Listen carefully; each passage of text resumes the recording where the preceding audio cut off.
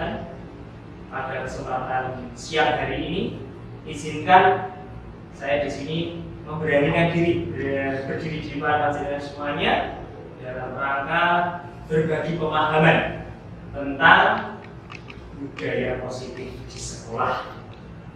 Tugas ini merupakan salah satu bagian dari dilaksanakan. Namun terlepas dari itu, maka lebih baik kita jangan hanya memberikan tugas, tapi bagaimana kita memperoleh Jadi di sini saya tidak menggurui panjenengan semuanya, mohon maaf sebelumnya. Tapi di sini saya hanya ingin berbagi pemahaman apa yang mungkin sampai dengan hari ini saya memperoleh terlebih dahulu dibanding Bapak Ibu semua terkait dengan budaya positif di sekolah. Bapak Ibu yang saya hormati, untuk mengawali kegiatan pada siang hari ini, terlebih dahulu mari kita berdoa menurut keyakinan kita masing-masing. Semoga kegiatan pada siang hari ini nanti dapat berjalan dengan lancar. Berdoa menurut keyakinan kita masing-masing, berdoa di sini.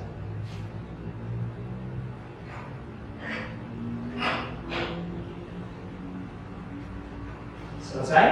Terima kasih Bapak Ibu yang saya hormati. Di sini ada gambar Ki Hajar Dewantara. Beliau lah inilah pencetus sebenarnya ketika implementasi kurikulum merdeka dasarnya sudah ini. Namun terlepas dari itu, kita ada satu bagian terpenting bagaimana kita akan memahami bersama terkait dengan budaya positif di sekolah. Nah, sebelum kita belajar atau berbagi pemahaman di sini, terlebih dahulu saya ingin meningkatkan fokus Bapak Ibu semua dengan memperhatikan perintah berikut. Jadi nanti ada beberapa yang saya tunjuk, nanti langsung menyebutkan. Perintahnya seperti ini. Sebutkan warna yang ada pada bahan data berikut, bukan tulisan yang ada pada gambar berikut. Oke? Ya. Jadi nanti saya tunjuk satu persatu, nanti tiba-tiba ya. Misalnya contoh seperti ini. Misalnya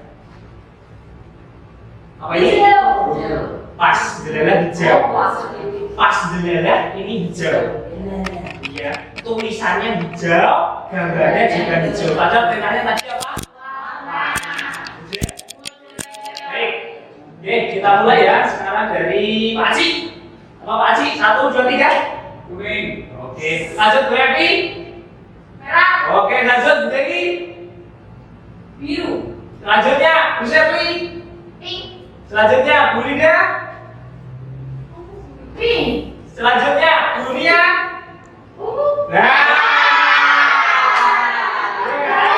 Konsentrasi. Ya, belum ya. Ternyata belum konsentrasi ya. Itu warna apa itu? Itu warna dari mana, bahasa mana itu? Jingga. Iya, bahasa jingga apa itu bukan bahasa Indonesia ya? Jingga. Iya kan? Bu Marsi? Hijau. Ya, sudah kaget. Dua. Ya, ini konsentrasi. Berita pertama berarti. Untuk mengawali kata tadi, Pak Pri belum tersebut ya? Belum tersebut ya Pak Pri? Ini apa Pak Pri? Hijau. Oke. Baik.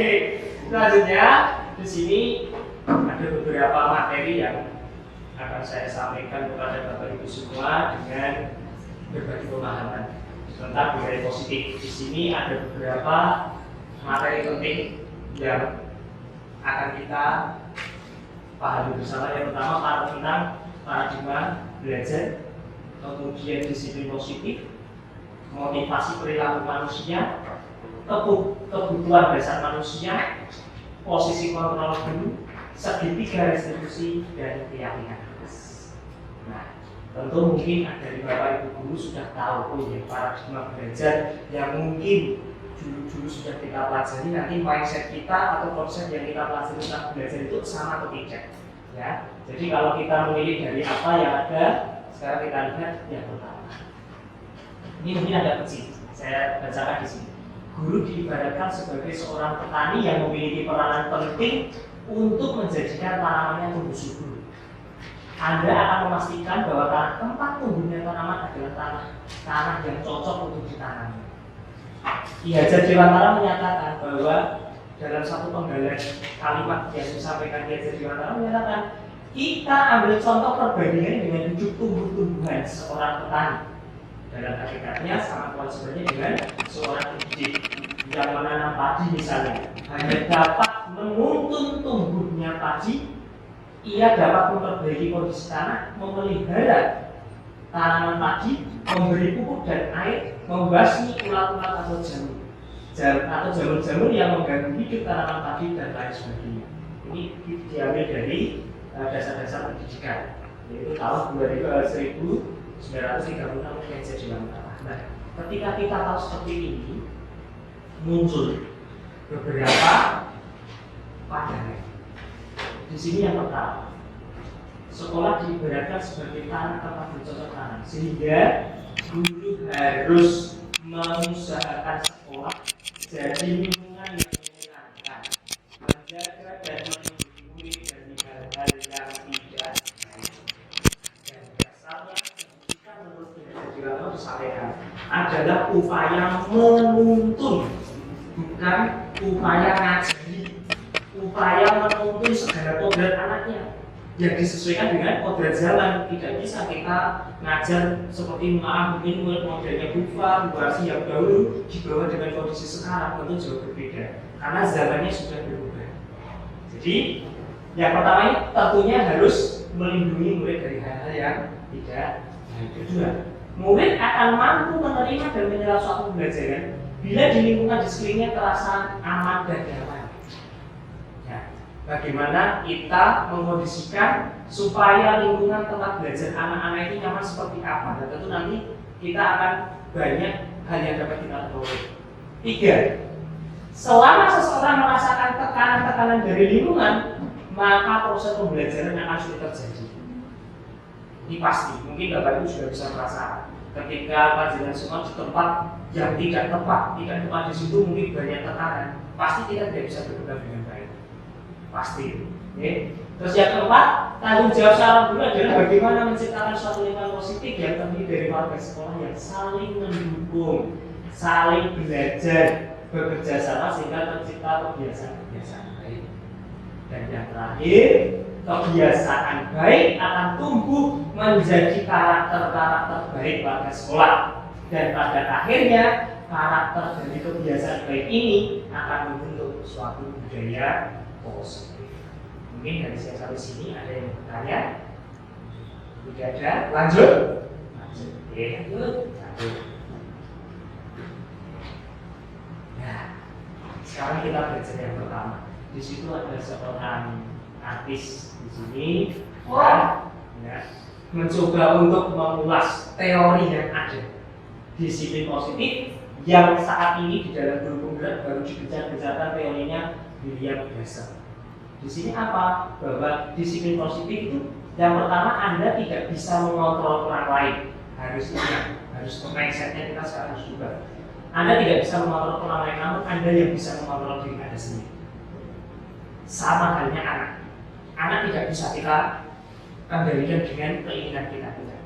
Namun kita justru menuntunnya supaya dia bisa mengendalikan dirinya sendiri. Nanti makna disiplin positif nanti akan muncul. Yang kedua, semua perilaku pasti memiliki tujuan. Nah, ketika perilaku ini memiliki tujuan, nanti kita akan masuk pada teori motivasi atau teori kebutuhan manusia. Yang ketiga, kolaborasi dan konsensus kesepakatan itu menciptakan pilihan-pilihan baru. Yang keempat, realitanya bahwa tentang kebutuhan kita berbeda-beda. Kita berusaha memahami pandangan orang lain karena setiap orang memiliki gambaran yang berbeda. Saya menganggap A mungkin seperti ini, tapi berbeda dengan orang lain menganggap A dengan cara yang berbeda. Sudut pandang, oke, sudut pandang, oke.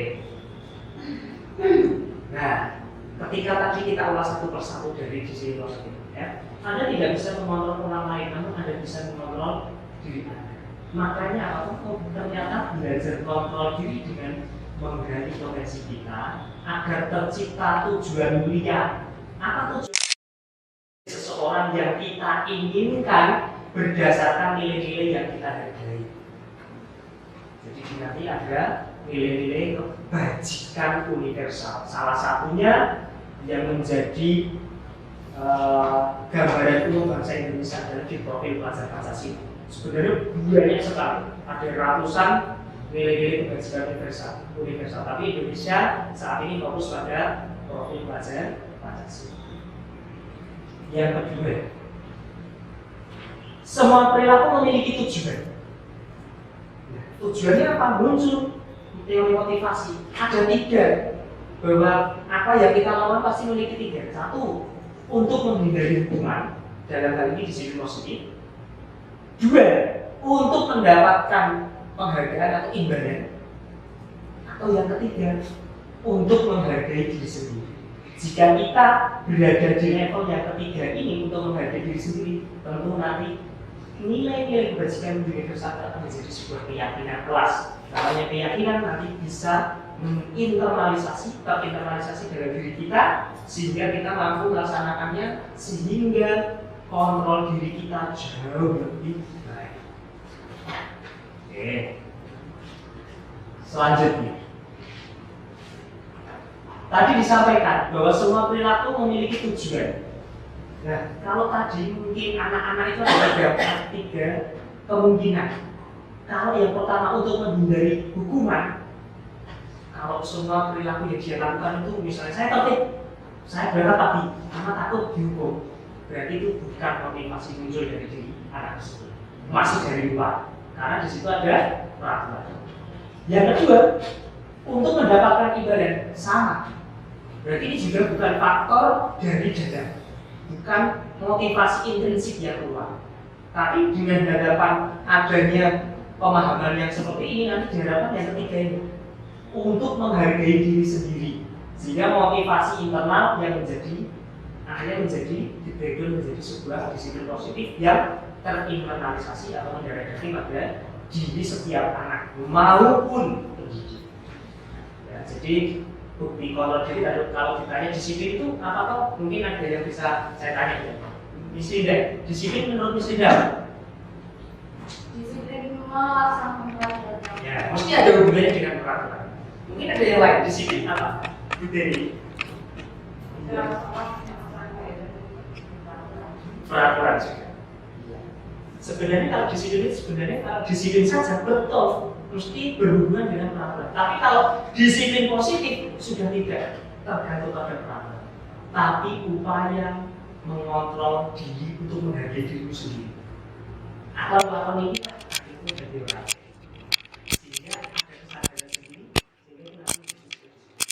Yang harapannya dalam modul B1 tentang budaya positif ini, sehingga nanti Bapak Ibu nanti bisa satu pemahaman ini. Karena nanti padanya kita harus punya komunitas praktisi, di mana memiliki satu misi yang sama. Mungkin sebelum saya lanjutkan bahwa ada beberapa rangkaian. Ketika yang pertama filosofi Kahadi tadi sudah saya sampaikan, terus ada nilai dan peran guru penggerak di situ, salah satunya adalah pemimpin pembelajaran dan menciptakan komunitas praktisi. Jadi memunculkan komunitas praktisi ini, komunitas yang satu pemahaman dulu, satu visi. Nanti ketika kita mau menentukan apa, kita sudah ada kesamaan. Dan yang ketiga yang terpenting kemarin ada visi. Nah, visi kemarin kita coba kolaborasi dengan beberapa sekolah SMP 2 Al-Azhar itu, kelompok kami itu kemarin mencoba membuat suatu visi. Visinya saja miliknya SD 5 digunakan di beberapa sekolah yang lain. Damai, tapi ditambahin. Punyanya Al-Azhar beraksi, artinya digabung. Damai beraksi, bukan beraksi damai, tapi damai beraksi. Disingkatnya berubah, disiplin aktif mandiri pada pembelajaran yang aman dan inovatif untuk menciptakan beraksi, berakhlak mulia dan berprestasi. Itu kemarin itu saya juga sudah punya angan ketika itu nanti visi sekolah berubah seperti itu, karena visi tidak harus dalam kalimat terwujudnya, tidak. Nanti bisa berubah jargon, ya, hanya sebuah seperti akronim atau slogan saja. Damai beraksi, disiplin aktif mandiri pada pembelajaran yang aktif dan aman dan inovatif untuk mewujudkan peserta didik atau murid yang berakhlak mulia dan berprestasi. kemarin coba juga terus coba saya anak-anak ternyata bagus juga ya ini. Jadi nanti bisa jadi tuh misalnya kita nanti mau benar-benar mau mewujudkan itu membuat sebuah apa jargon itu menjadi label kita. Ya, jadi label sisal 35 mau dijadikan damai beraksi. Kalau itu misalnya damai beraksi dan sebagainya. Itu contoh. Jelas Bapak Ibu? Jelas ya. Oke, lanjut. Kemudian, nah inilah yang mungkin harus kita pelajari bersama. Ketika anak tidak sesuai dengan apa yang kita inginkan atau yang benar-benar anak inginkan, mesti masalahnya munculnya di sini. Ada 5 ini. 5 masalah yang harus kita ketahui. Ternyata bocah ini nakal. Ada kutip ya. Bocah ini rasional, bocah ini bosen, atau bocah itu kok sering meletakkan kepala di atas meja. Di sini ada yang pertama adalah bertahan hidup. Nah, jadi kalau misalnya bertahan hidup ini sebenarnya mana? Bocah dari untuk melek itu berarti sinau rasa mana? Jadi kategori melek pantas sekali melek. Status dia tidak fokus dalam pelajaran karena apa? Kebutuhan utamanya yaitu bertahan hidup atau survival-nya belum diperoleh. Penting dulu itu. Yang kedua, penguasaan. Sebenarnya anak itu pengen diakui dia bisa. Ada kan saya pribadi kadang memaksakan. Kalau bisa ini, ada sebenarnya bisa. Mungkin bisa dia yang lain. Kan ingat bahwa kita punya multiple intelligensi, ada kecerdasan maksimum anak-anak itu kan luar biasa. Orang yang pintar di matematika, ada yang pintar di estetika, bahasa Indonesia, ada yang spasial, atau mungkin musik dan sebagainya. 3, kasih sayang dan merasa diterima. Love and belonging. Di sini contoh saya ambil contoh anak kelas 1. Alvaro itu. Saya coba ambil dari teorinya ini. Ketika ternyata Alvaro itu kalau saya melihat salah satu penyebabnya adalah dia itu belum bisa memperoleh kasih sayang dan rasa diterima oleh teman-teman yang lain. Jadi ketika setiap pagi saya coba setiap pagi ketemu saya bertos, ketika ada takut dan sebagainya. Karena saya memunculkan kalau dia punya rasa kasih sayang yang terpenuhi di sekolah, rasa diterima di sekolah, saya yakin dia pasti akan lambat laun pasti akan muncul lepas dari orang tua. Karena salah satu juga penyebabnya adalah ternyata dia di rumah tidak ada teman sebaya dia tidak ada sama sekali. Kemarin orang tuanya juga saya tanya, tidak ada teman satu pun tidak ada. Nah, ini kan wujud bagaimana kebutuhan dasarnya saja belum terpenuhi, apalagi mau belajar. Ya, tentu membutuhkan proses yang tidak mudah karena harus dipenuhi. 4, kebutuhan akan kesenangan.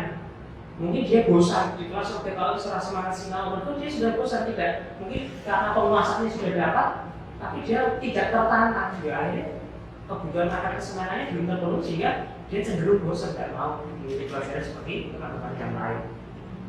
Dan yang terakhir adalah kebutuhan akan kebebasan. Kadang anak itu kan punya ekspresi yang berbeda-beda. Ketika dalam pembelajaran seni rupa contohnya, atau mungkin di SPDB, Bu Evi sering memberikan ayo misalnya membuat teknik patung dengan bahan lunak. Di situ ada plastisi. Yes, eksperimennya apa yang kamu inginkan, apa yang akan kamu buat kalau segala pulau, terus kemudian ada yang membuat apa? Penguin dan sebagainya.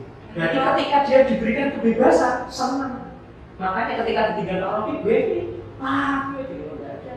Jadi tanda bahwa dia itu anak senang. Dia pengen bebas dengan Bu Evi. Artinya dengan kita memberikan kebebasan tanda kutip kebebasan di sini tetap dituntun, pasti lah kebutuhan dasarnya terpenuhi, belajar itu mungkin akan semakin baik.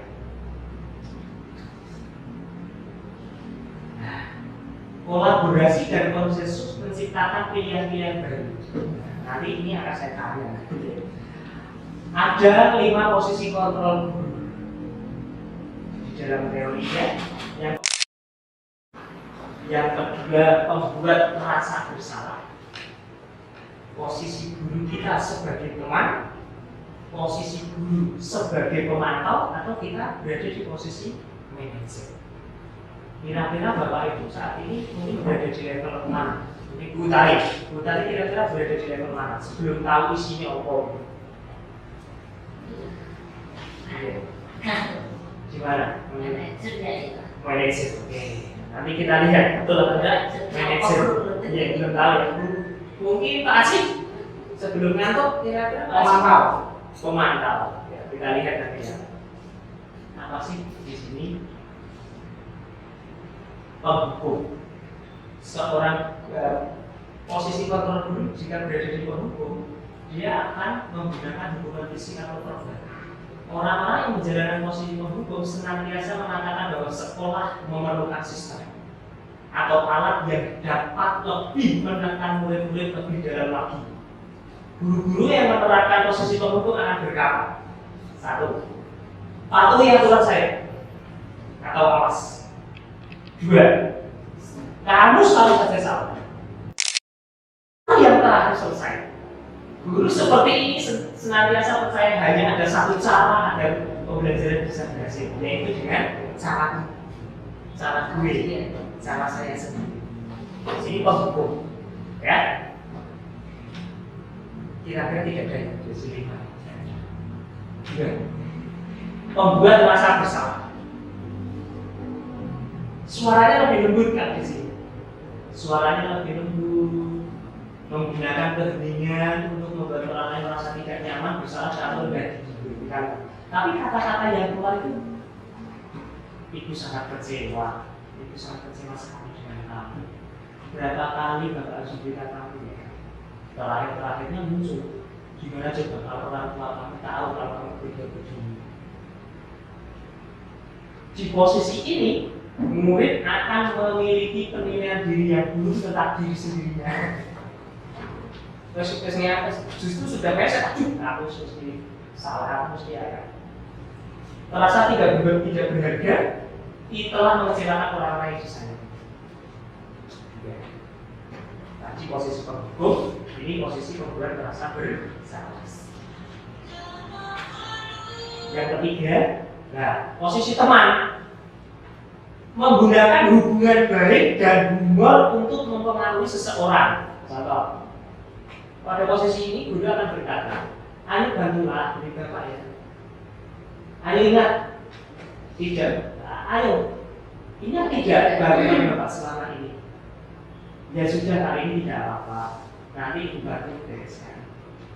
Hal negatif dari posisi teman ini adalah nanti akan muncul bahwa murid hanya akan bertindak untuk guru tertentu dan tidak untuk guru yang lain. Murid akan bergantung pada guru tersebut. Itu jika posisi teman. Berarti diputari hanya ketiga.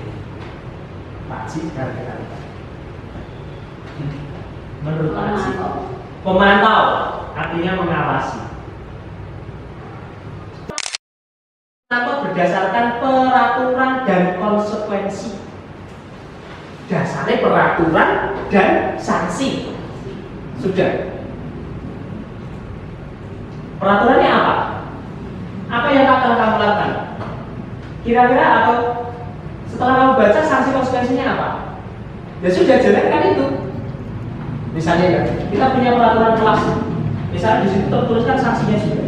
Berarti ketika contoh, jika saya masuk datang terlambat 5 menit, berarti saya tersita waktu saya 5 menit untuk istirahat sebagai upaya pengganti. Saya seperti itu. Ketika saya tidak memakai topi, sanksinya apa? Ditaruh di sebelah paling timur, bisa seperti itu. Itu kan dasarnya kan ada peraturan dan ada konsekuensi. Dan minimal guru berada di posisi ini. Betul. Sebenarnya posisinya sudah betul di sini minimal. Tapi jauh lebih lagi jika berada di posisi jadi intinya gini, ketika saya memantau secara sebenarnya kembali ke sini. Posisi pemantau sendiri berawal dari teori stimulus respon. Jadi stimulus itu peraturan, responnya sanksinya. Sudah, berarti itu tidak menghukum. tapi dia kok kosong-kosong malah direktorat, karena apa yang kamu lakukan harus kamu joli, ini kamu harus ganti dengan ini. Contoh misalnya Bufat membawa buku miliknya Bu Seri, terus bukunya Bu Seri sobek satu, konsekuensinya apa? Mengganti dong satu lembarnya, misalnya seperti itu. Jadi ketika teori pemantul seperti itu, Pak Aziz sudah bagus sekali, ya berada di posisi pemantau. Tapi kita lihat Bu Utari. Posisi terakhir adalah posisi di mana guru berbuat sesuatu bersama dengan murid, mempersilahkan murid mempertanggungjawabkan perilakunya.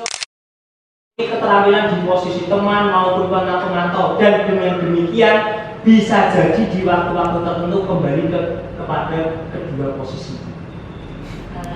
Namun bila kita menginginkan murid kita menjadi manusia yang merdeka, mandiri dan bertanggung jawab, maka kita perlu mengacu kepada restitusi yang dapat menjadikan kita seorang manajer bagi diri sendiri.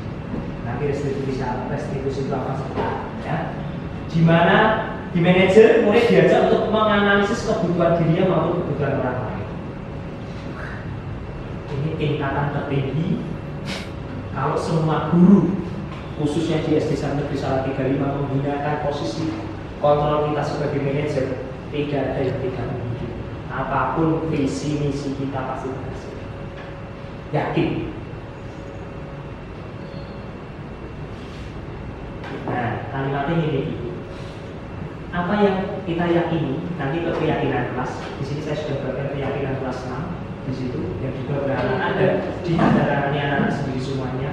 Kemarin saya hanya memfasilitasi beberapa kertas sticky note untuk anak membuat intinya peraturan, tapi dalam kalimat yang positif, tidak boleh ada kalimat negatif. Ya, jika kamu apa yang bersedia memperbaikinya, jika memperbaiki hal ini menunjukkan apa tentang diri, apa rencana kamu untuk memperbaiki. Nanti akan saya contohkan demonstrasi pada sekolah kemarin. Saya membuat video dengan Galang terkait dengan restitusi, penerapan restitusi. Ya. Jadi ketika tugas manajer bukan mengatur perilaku, tapi membimbing murid untuk mengatur dirinya. Kembali ke sisi positif, mengatur diri untuk dirinya sendiri. Seorang manajer bukan memisahkan murid dari kelompok, tapi mengembalikan murid ke kelompoknya dengan lebih baik dari kelompok. Kemarin saya coba itu mingguan yang saya memang betul saya terapkan di posisi manajer. Dia sampai nangis, maka saya hanya tanya, tidak saya apa-apakan. Kamu tahu posisi kamu salah seperti ini, ya. Saya tuh nanti akan ada penguat, jadi nanti di sini ada penguat, jadi seperti ini. Nah, restitusi itu apa restitusi? Restitusi adalah proses menciptakan kondisi bagi murid untuk memperbaiki kesalahan mereka, sehingga mereka bisa kembali kepada kelompok mereka dengan karakter yang lebih kuat. Restitusi merupakan proses kolaboratif yang mengajarkan murid untuk mencari solusi yang masalah mereka, seperti pembelajaran mata kuliah di fakultas psikologi. Kalau saya tanya-tanya teman-teman psikologi itu tidak mencarikan solusi, tapi membantu menemukan solusinya sendiri. Ya. Dan berpikir tentang seperti apa yang mereka ingin menjadi. Ada di sini mulia, dan bagaimana mereka harus memperlakukan orang lain. Ini teorinya dosen ya. Jadi 2004. Ini. Ketika tadi restitusi, ini ada segitiga restitusi yang wajib dilaksanakan ketika kita berada di posisi manajer. Di dalam video yang nanti akan saya putar sebentar itu ada contoh bagaimana kita memperlakukan segitiga restitusi sehingga anak tidak tersakiti dengan apa yang kita sampaikan. Satu, menstabilkan identitas. Kita semua akan melakukan hal terbaik yang bisa kita lakukan. Contoh misalnya menstabilkan identitas itu, misalnya gini. Kalau ada anak yang salah, dia kan mesti kita tanya, kamu tadi ngapain? Saya tadi yang tempat membuang sampah sembarangan. Tapi ketika kita di posisi pemantau, otomatis ya peraturannya apa? Konsekuensinya apa? Jadi dia muncul motivasi dulu sih.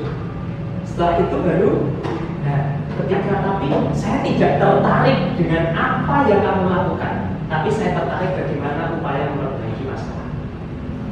Jadi ketika saya tidak tertarik saya tidak mempermasalahkan kamu membuang sampah, tapi saya justru akan membantu kamu untuk memperbaiki apa yang telah kamu lakukan sebelumnya.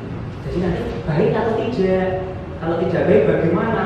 Intinya manajer di sini hanya isinya berupa pertanyaan-pertanyaan yang memancing anak untuk mencoba untuk menjawab sendiri apa yang menjadi masalah, sehingga nanti muncul keyakinan diri untuk merasakan menjadi sisi positif. Nah, yang kedua, validasi tindakan yang salah, ya. Jadi tadi sudah ketika saya tidak tertarik dengan pembuang sampah, tapi saya tertarik dengan apa yang seharusnya kita lakukan dari tindakan itu. Terus menanyakan keyakinan kelas. Ini keyakinan kelas. Jadi nanti tahapnya nanti akan ada.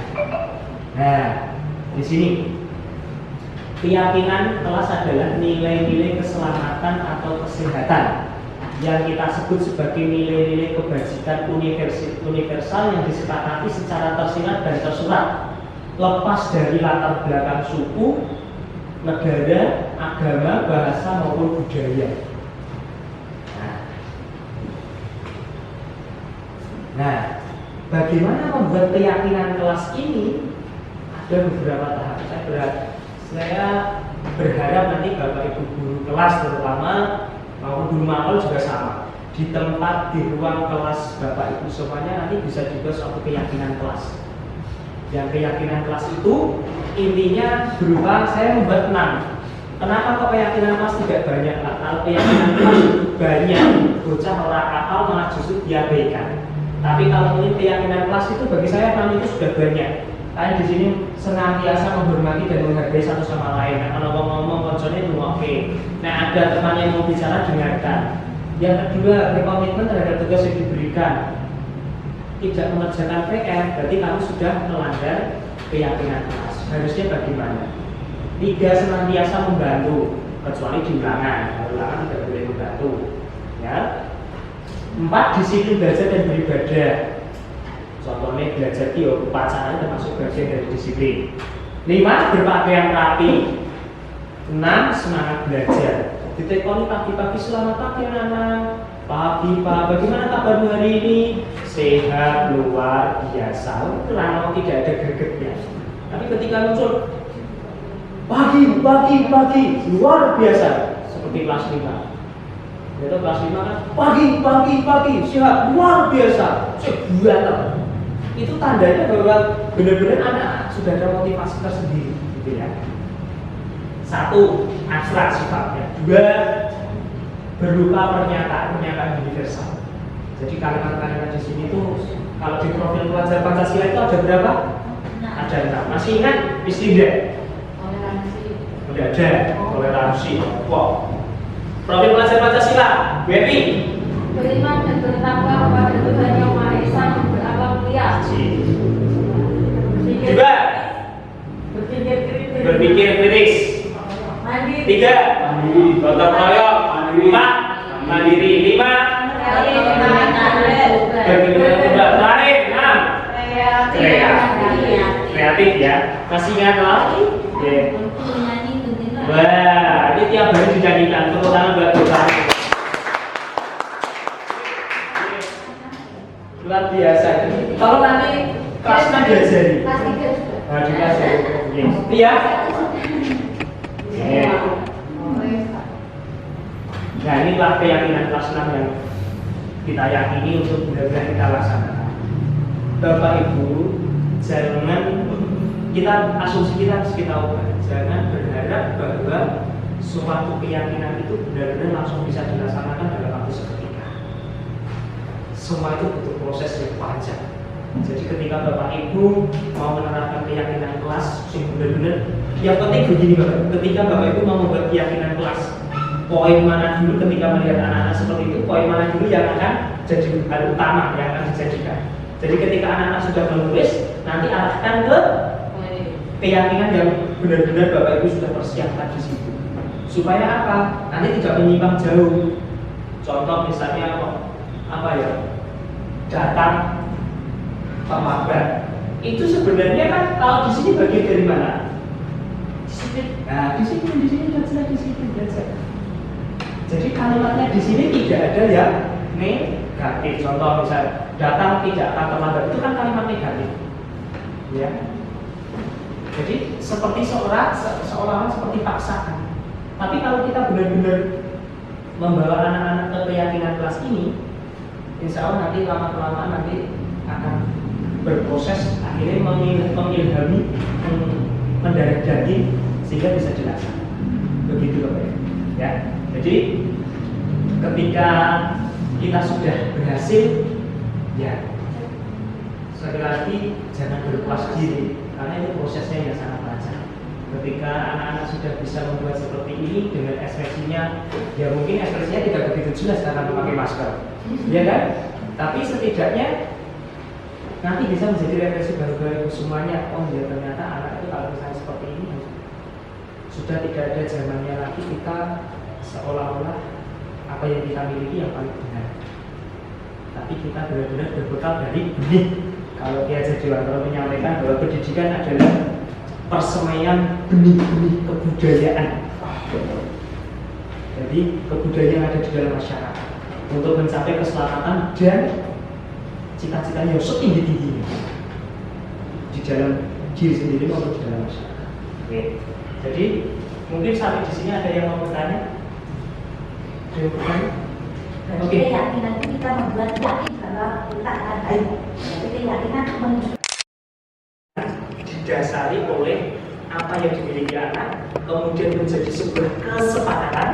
Ketika kesepakatan itu sudah disetujui semuanya, baru menjadi sebuah keyakinan. Keyakinan dan kesepakatan itu anak-anak pelaksanaan nanti akan yakin dengan apa yang kita tulis di situ. Otomatis nanti sudah menjadi. Nah, hasil akhirnya nanti adalah bagaimana menghasilkan anak-anak yang berbudaya positif. Nah, masih ada waktu 10 menit, ya. Sambil melihat tugas saya sendiri. Oke, pendidikan guru penggerak ini materi saya modul 1.4 demonstrasi kontekstual. Ini ya, ini aja. Oke, ini contoh. Enggak.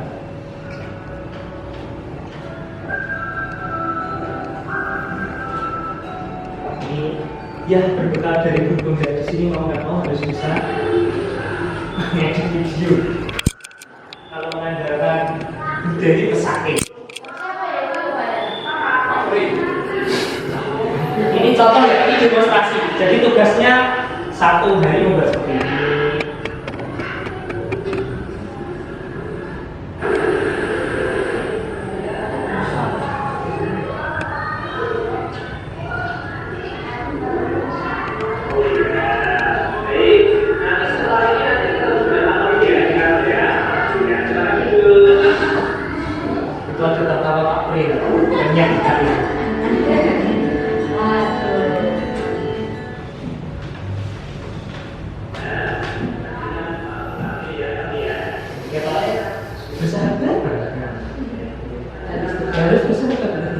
Tapi tidak sebagai teman. Tuh lihat kakinya bentuk di Pak. Mungkin di kelas ini.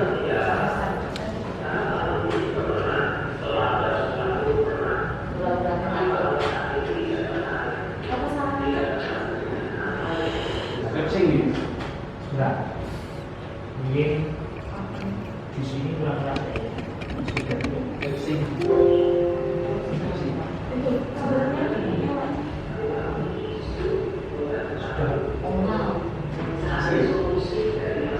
Sebenarnya di sebelumnya bisa saya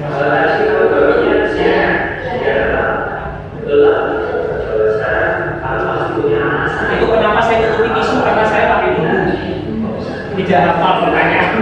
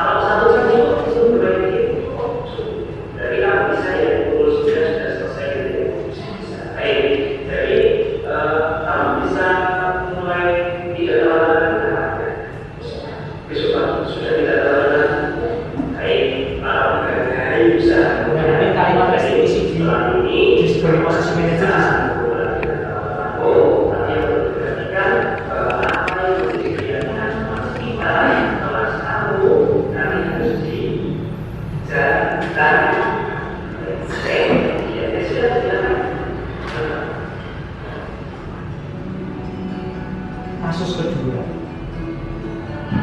Tiga. Iya. Apa sih ya? Khusus pada itu ukuran. Di sini kita sudah lihat apa ini?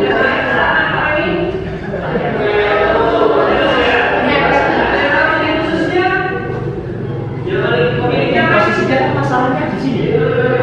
Si anak kecil ini berdiri cukup ya, nggak salah sekali.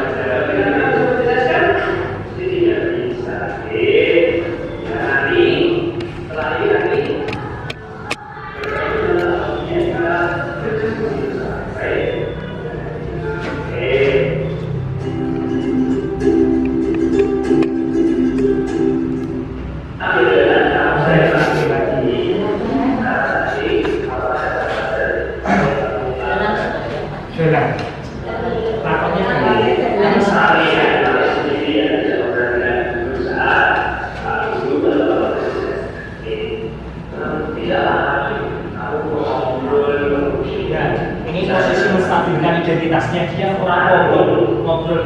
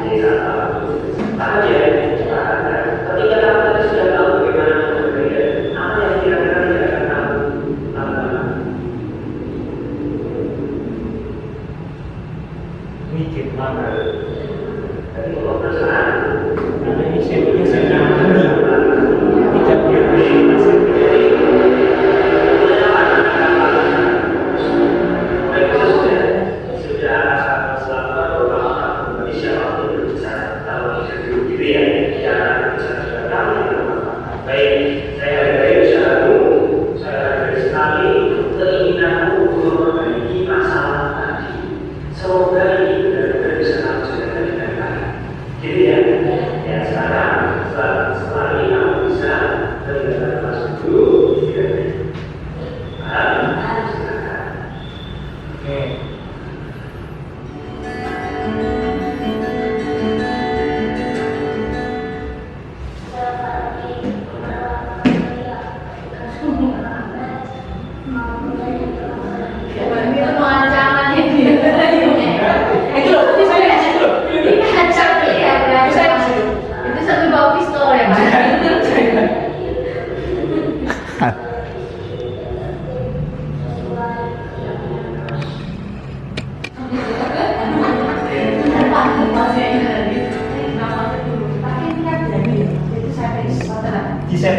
saya alami karena saya tidak benar-benar tidak saya siapkan untuk karena skenario-nya kan sangat mepet banget sehingga saya hanya butuh 10 menit kamu nanti bisa menggambar sendiri pokoknya intinya punya ini gitu. Tapi di Laila kan saya punya sosok Ganang penyelamat istilahnya benar-benar dia itu diajak berpikir dewasa bisa kritisnya luar biasa sehingga dia benar-benar bisa menjadi ya istilahnya skenario nya di sini benar-benar satu lagi Bapak Ibu hanya nanti ini terkait dengan salinan tindakan saya yang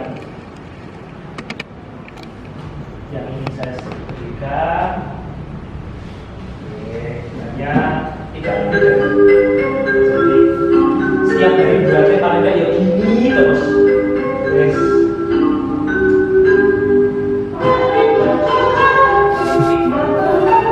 Yang penting di sini ada ini. Bullying dan masukin hari-hari yang terbebas dari tidak disebut.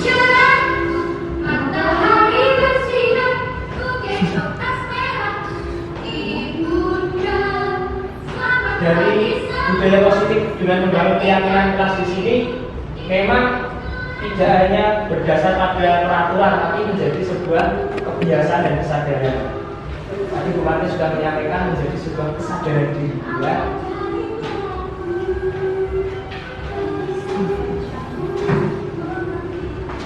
Ya, sasaran saya itu hanya dua.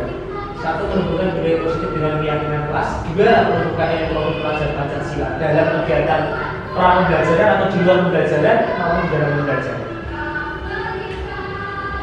Prosesnya, jadi di dalam guru pembelajaran itu ada target. Jadi ketika setiap satu sub modul itu harus ada target. Nah targetnya alhamdulillah di hari Sabtu kemarin. Ya. Ini mohon maaf, ini satu sosialisasi kepada guru dan kepala sekolah itu saya ambilkan dengan wali murid di sini. Tapi pas sosialisasi dengan anak benar-benar saya lakukan karena sudah tidak mungkin dalam satu hari harus menyelesaikan dengan beberapa bukti otentik.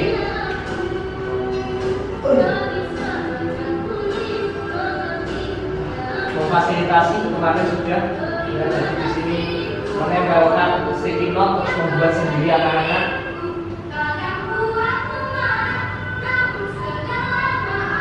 Tanda tangani anak-anak ini mungkin kelihatan tanda tangannya kecil-kecil di sini seperti orang-orang dan sebelah sini tanda tangan anak-anak sendiri.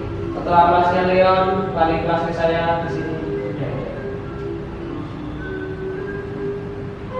Kalau tadi sudah.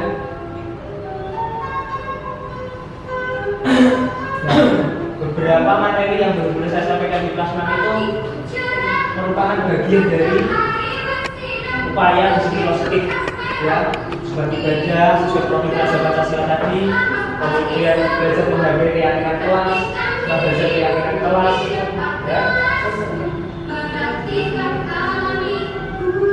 Orang tua kemarin langsung saya baca wali murid tolong Bapak Ibu dibudayakan keyakinan kelas di nomor 3 senantiasa membantu. Oh iya nyambung meskipun mungkin action apa saya pernah yang penting dimulai dikenalkan. Kemarin itu Doan jujur, Doan saya tidak pernah ngepel sama sekali, belum pernah. Ketika dia apa tertuang utah istilahnya ya. Di sini itu banyak makanan yang membuat kelas ini jadi kotor. Saya suruh tidak bisa. Sampai akhirnya pahlawannya datang Raffi. Besok Raffi bisa. Ini lu. Dijajar kosong. Terus dari maksudnya naiso. Diajari. Kadang memang di sisi intelektualnya itu mungkin tidak pas, tapi dari segi attitude-nya, dari segi bagaimana mereka itu keyakinan kelas membantu teman-teman seperti itu luar biasa. Oke. Jadi hal penting di sini yang dapat kita petik ya. Jadi tidak ada yang tidak mungkin ya. Tidak ada yang tidak mungkin untuk kita upayakan menjadi sebuah budaya positif di sini. Mungkin Bapak Ibu itu yang bisa saya sampaikan. Sebelum kita tutup, anak-anak berikutnya ada sebuah ice breaking sebentar sebelum kita tutup gitu ya.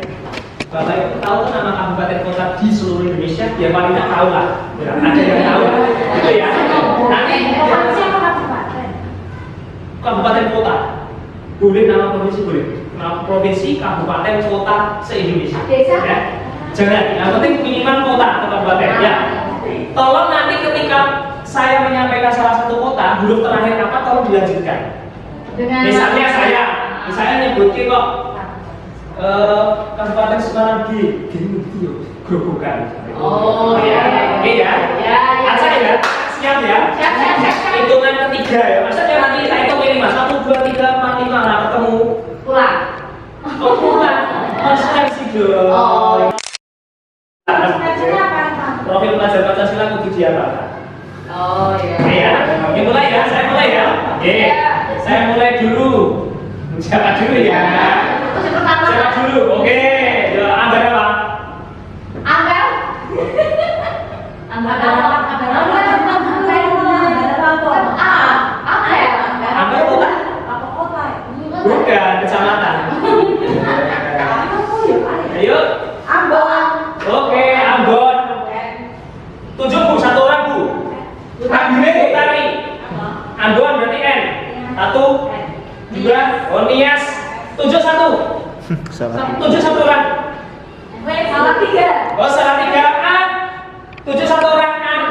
Berarti Aceh.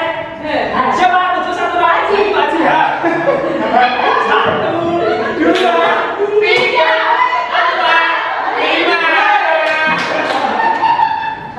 5. Halmera.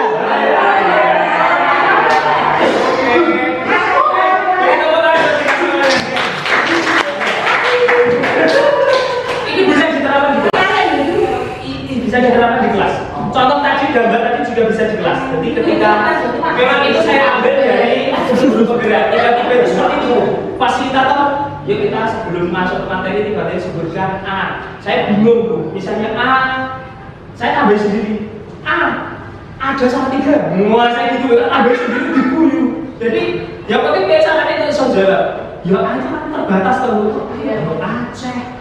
Mendina beraca ambara, ya aku ini orang ini Ambon, itu loh kok Bu. Ya gitu ya. Oke ya. Ya selesai Bapak Ibu. Tidak ada pertanyaan? Pertanyaan saya gitu, ada pertanyaan? Tidak. Selesai ya. Oke. Baik, Bapak Ibu yang saya hormati, demikian sesi berbagi pemahaman yang saya peroleh dari guru penggerak. Semoga dapat memberikan gambaran atau inspirasi bagi Bapak Ibu semua untuk mewujudkan salah satu poin yang berada pada modul 1.4, yaitu marilah kita bisa berbudaya positif. Sebelum kita akhiri, marilah kita berdoa dulu. Semoga sampai jumpa. Keluarga masing-masing dan selalu diberi kesehatan. Berdoa keyakinan kita masing-masing. Berdoa